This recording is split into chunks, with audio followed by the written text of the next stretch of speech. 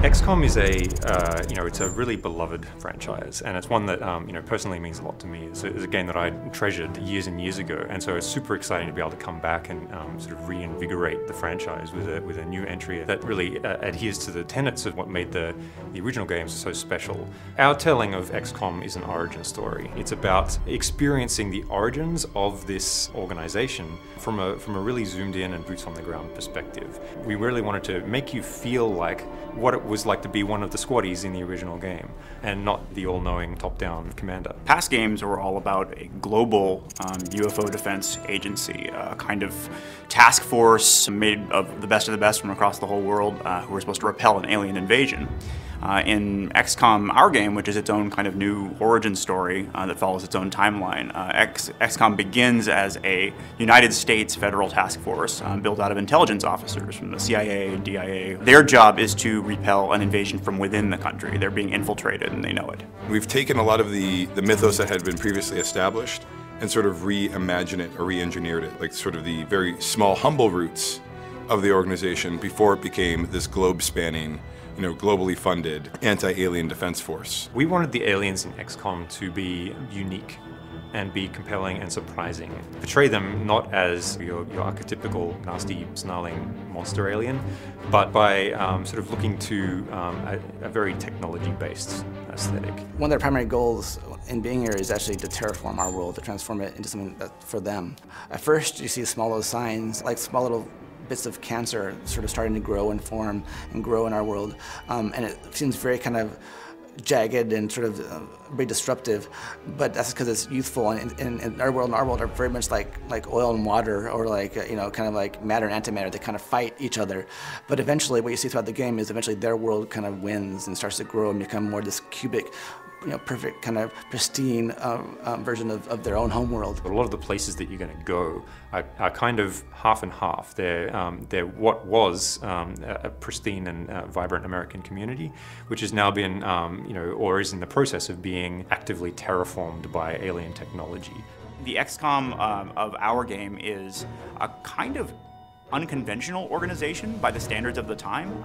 It has an idiosyncratic thinker that put it together, and is specifically looking for people who are compensating for some kind of disadvantage. So you'll find a lot of the core cast are not necessarily what people think of as an invincible G-man.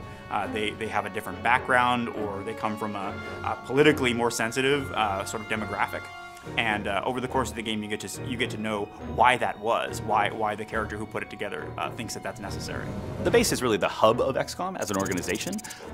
It changes and evolves over the course of the game. It's someplace that you return to after every single mission, and it serves as both a sort of story and social space for you to have conversations with other characters, learn more about the world of XCOM, see how other people are reacting to the war as it progresses, and really immerse yourself in the world of 1962.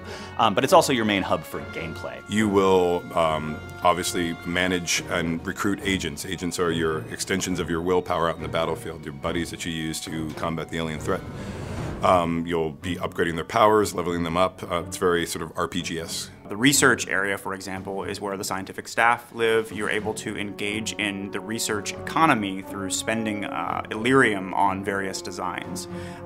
Most of them are based on captured alien technology, and so Dr. Weir helps you understand what the sort of strengths and weaknesses of each of those tools are, and you get to be the one who decides which ones you want to take. Or the map room run by Angela, where you can survey all of the different emergencies that are currently taking place in the US where XCOM might be dispatched. When you go and use the map, it'll be populated with a variety of opportunities, which are the missions that you can go on. Imagine it like an RPG world map, where quests, come and go. There's primary quests and secondary quests. There are backbone missions that drive the plot forward, and there are dozens of other kind of strategic opportunities that pop up. And if you take one, you may lose the other. The country itself will start to change over. You'll see where the outsiders have encroached across the map of America, where you've lost territory, where it's been fighting back. So it has a very sort of dynamic feel of the ebb and flow of the front lines. The primary impact of choosing one mission over another is economical, meaning it affects the core player growth curve. You can decide to invest in this piece of research and not that, or this agent power and this agent upgrade, and let another one atrophy. As a result, individual players can kind of customize the sort of array of options they've got in the field based on those choices, the choices inside the base. There's also like little mini quests in the base. There's sort of like side quests that go on. So you'll interact with the different characters, learn more about their stories. The central characters of the game, you can go and talk to them, and you'll have dialogue options, and you'll be able to basically mine out as much of the story as you want by engaging in these conversations. XCOM is a story about some real people, some people with flaws and conflicts, and they're thrown into this situation against essentially overwhelming enemy that it's difficult to tell if they can even be defeated. And only by assembling the brightest minds, the smartest people that the world has to offer, are you even going to have a hope of defeating this enemy.